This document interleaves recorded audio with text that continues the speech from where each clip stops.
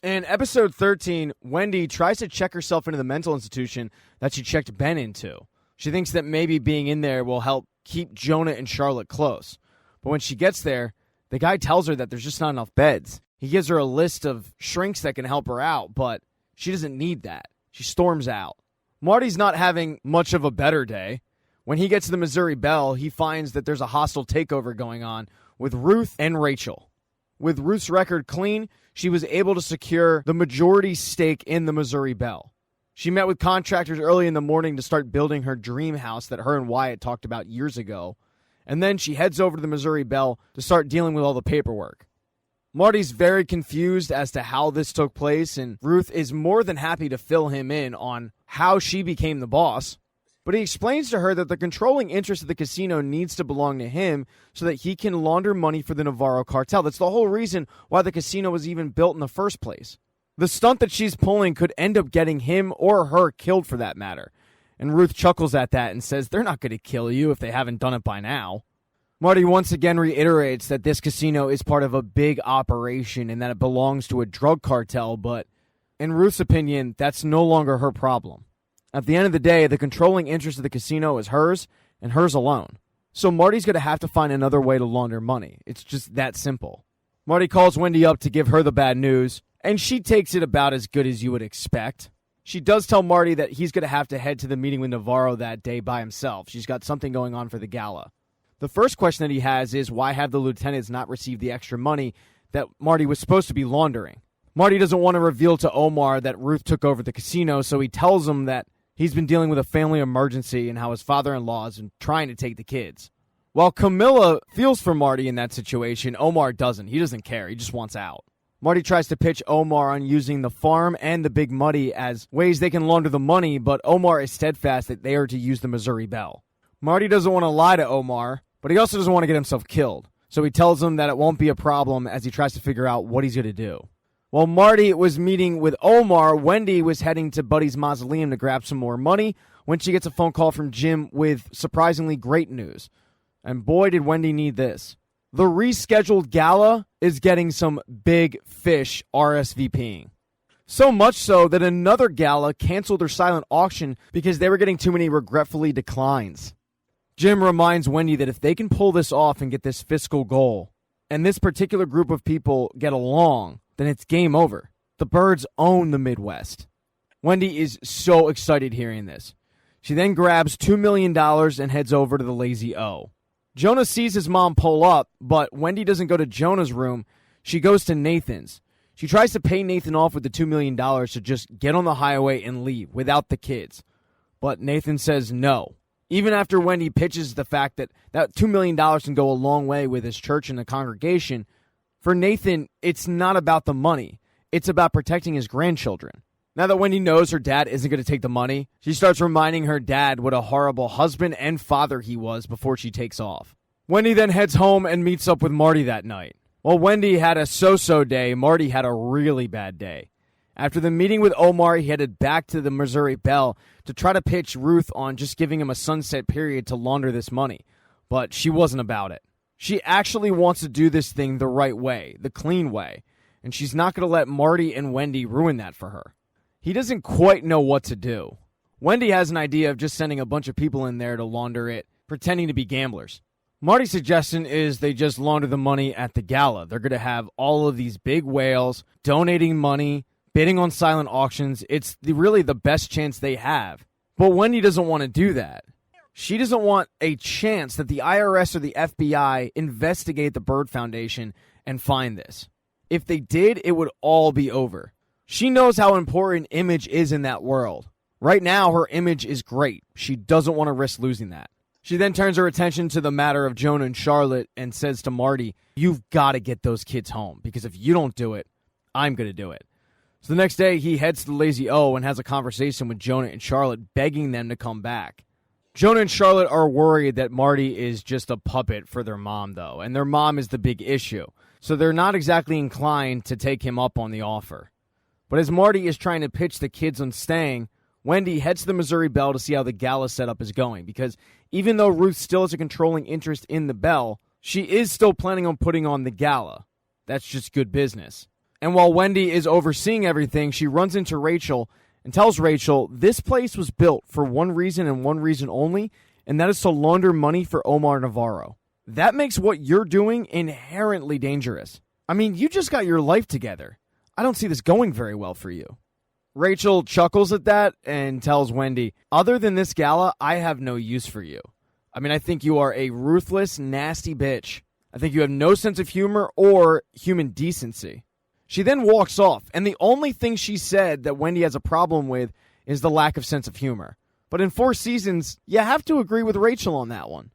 Wendy now needs to send a message to Rachel, but she does it using Nelson. She just wants to scare Rachel. So she has Nelson break into Rachel's back seat and wait for Rachel to come out. He then puts a gun to Rachel's head and tells her she's playing a dangerous game. The first thing Rachel does the next day when she sees Marty is storm up to him and say, "Are you kidding me? You sent an assassin after me?" Marty, though, has no idea what she's talking about because Marty had no idea that Wendy did it. And Rachel knows that if Marty didn't do it, then Wendy must have. Rachel gives Marty the same message that Ruth did, that Marty and Wendy can launder their money about 100 different ways than using the Missouri Belle, and they should do that. The more that Rachel talks to Marty about the situation, the more she realizes that all of this is Wendy. Marty doesn't care about the situation. He doesn't give a rat's ass about the gala. And Rachel kind of smirks and just tells him, I hope she's worth it. Marty does apologize to Rachel, saying that what his wife did was completely unacceptable, but he needs Rachel's help to get to Ruth. It's the last time he's ever going to ask her for anything. But this is about life and death. Rachel ends up telling Marty, okay. As Marty's leaving, he runs into Ruth, who is as confrontational to him as Rachel was just a few minutes ago. Marty tells Ruth that he had nothing to do with what happened to Rachel. It was all Wendy, and he's going to talk to her about it. But after that little stunt, Ruth got so mad that she tells Marty, I rerouted all the funds coming out of the Belle to legitimate bank accounts. Marty shakes his head and tells Ruth, as soon as this hits Mexico, they're going to come for you. And she says, not if you do your job. Find another way to clean the money. But Marty tries to explain that without her help, he can't do that as fast as he needs to. And Ruth just doesn't care. When Marty gets home, he asks Wendy, did you send Nelson after Rachel? And Wendy excitedly says, yeah, I did. Hope it worked. But Marty says, no, it didn't work. Ruth rerouted the casino's outgoing funds. She thinks that we have another way of doing this. And we don't. He reminds her that if they get Navarro off the list, it's useless if they don't have the money.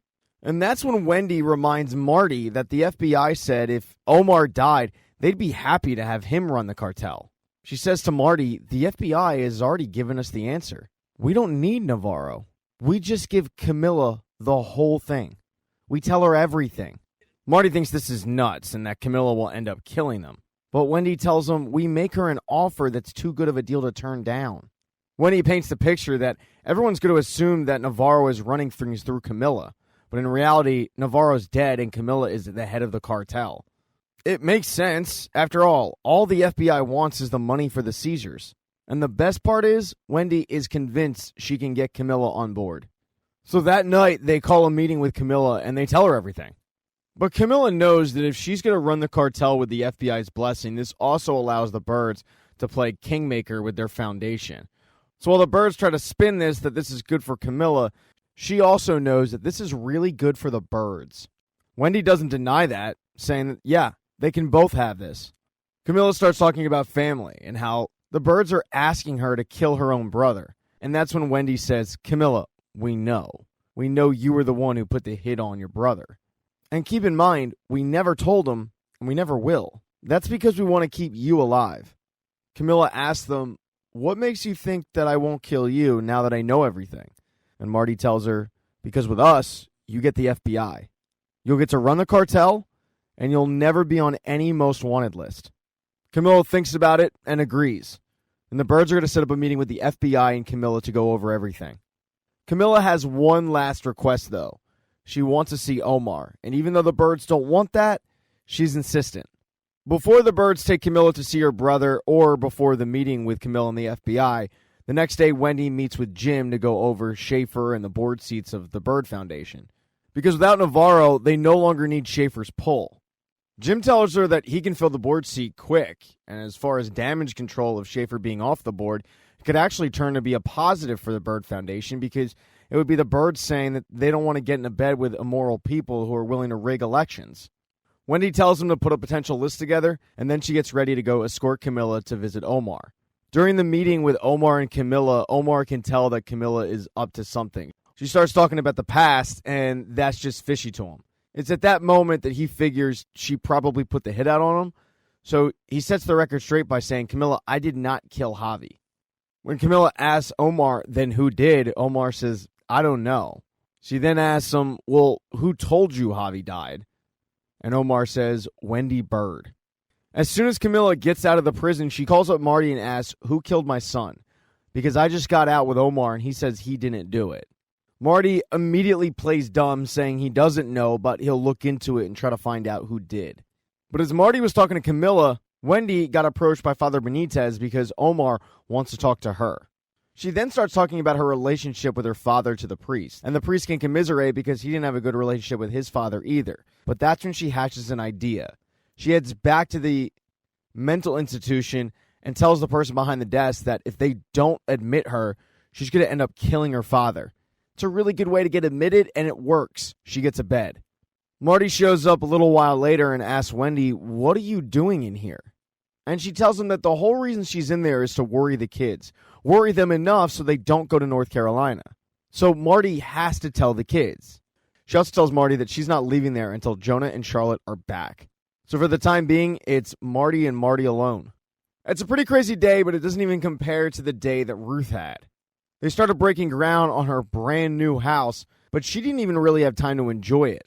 Because as she's driving home, she notices that she's being tailed by somebody. She starts getting kind of scared, so she heads to the sheriff's office. And that's where she tells Wyckoff everything.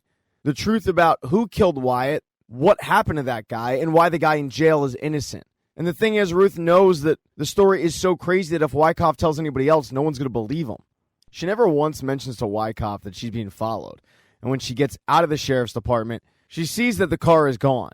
She figured the whole time that it must have been Nelson, and she starts panicking. She calls up Rachel, who is staying in her trailer, and warns her, "This guy is coming for you. You have to be ready." Rachel starts freaking out, but she grabs a rifle and heads to the top of the trailer and waits for Nelson to arrive. A few seconds later, he does. He gets out of the car, and just like Ruth told her, she shoots him, dead. Now, Rachel and Ruth have to get rid of that body. Thank you so much for checking out this recap. Please consider subscribing to the channel. Hit thumbs up if you liked it. Smash that thumbs down button if you thought this sucked. Make sure to be nice in the comment section. If you don't see the next video up in the end screen there, I'll get it up in a few days, not to worry. And I have merchandise, so go buy a mug or something. It's never too early to think about Christmas gifts, folks. Once again, thank you for checking out this recap.